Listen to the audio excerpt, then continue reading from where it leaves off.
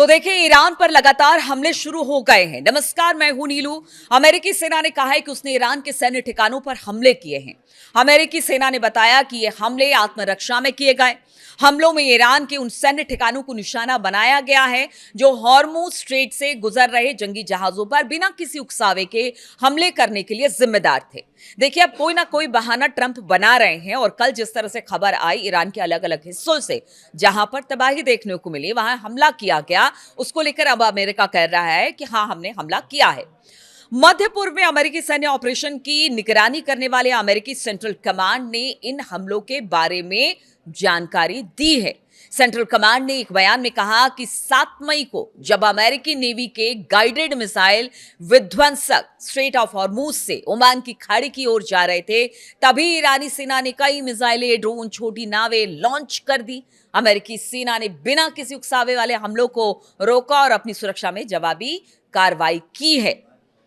तो इसको जस्टिफाई कर रहा अमेरिका, सेंट्रल कमांड इसे जस्टिफाई कर रहा है। सेंट्रल कमांड ने बताया कि उसने आने वाले खतरों को देखते हुए बीच में उसे रोक दिया और अमेरिका की किसी भी संपत्ति को कोई नुकसान नहीं पहुंचा। इन हमलों के बाद राष्ट्रपति डोनाल्ड ट्रंप ने ईरान को चेतावनी एक बार फिर से दे दी है, ये तनाव को ना बढ़ाएं और जल्द ही एक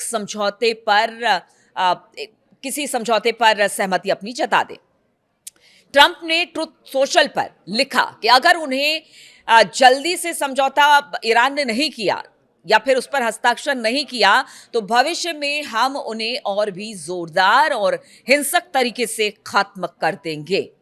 तो ये एक बार फिर से ट्रंप ने दोहराया है और कुछ हमले ईरान में भी हुए हैं।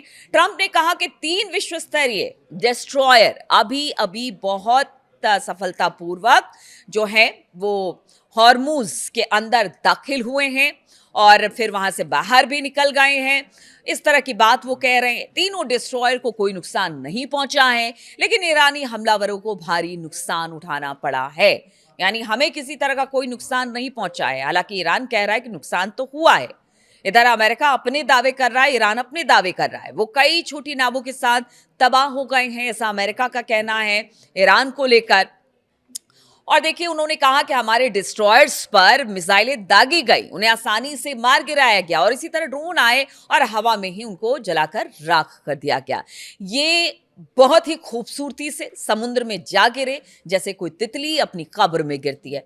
बताइए आप, ये डोनाल्ड ट्रंप जो उदाहरण भी देते हैं ना, वो तो ऐसा लगता है कि फैंटेसी में जी रहे हैं और फैंटेसी में ही सब कुछ बातें करते हैं। अब वो ड्रोन की तुलना एक खूबसूरत तितली से कर रहे हैं और कहते हैं कि वो पानी में डुबकी मार दे रही है। तो ये है डोनाल्ड ट्रंप की सीरियसनेस जो ईरान युद्ध को लेकर है।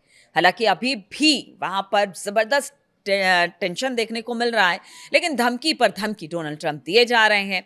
डोनाल्ड ट्रंप अमेरिकी राष्ट्रपति CNN ने एक अमेरिकी अधिकारी के हवाले से बताया कि सेंट्रल कमांड ने बंदर अब्बास और केशम समेत कई जगहों पर सैन्य हमले किए। सेंट्रल कमांड ने अपने बयान में कहा कि जब अमेरिकी विध्वंसक जहाज जो है वो आगे बढ़ रहा है और उसमें कई सारे विध्वंसक जहाज हैं, वो धीरे धीरे कर आगे बढ़ रहे हैं, हॉर्मुज स्ट्रेट को पार कर रहे थे, तब ईरानी सेना ने कई मिसाइलें, ड्रोन और छोटी नावें लॉन्च की। अमेरिकी संपत्ति को कोई नुकसान नहीं पहुंचा, लेकिन ईरान को जबरदस्त नुकसान पहुंचा है। अब देखिए, इस बीच ईरान का भी कहना है कि अगर आप हमला करेंगे तो हम आपसे बड़ा हमला करेंगे।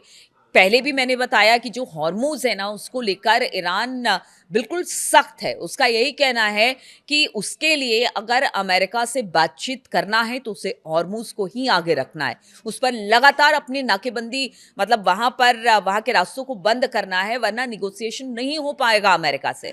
अमेरिका से तभी बातचीत हो सकती है जब हॉर्मुज को चोक किया जाएगा। लेकिन ट्रंप बार बार कह रहे हैं कि सब कुछ ठीक है, सब कुछ बढ़िया है, सब बेहतर हो जाएगा और ईरान को बहुत जल्द मार गिराया जाएगा। और साथ ही ये भी प्रेशराइज कर रहे हैं कि देखिए, आप बहुत जल्द हस्ताक्षर कर दीजिए, वरना जो हमले होंगे फिर उसकी जिम्मेदारी अमेरिका की नहीं होगी।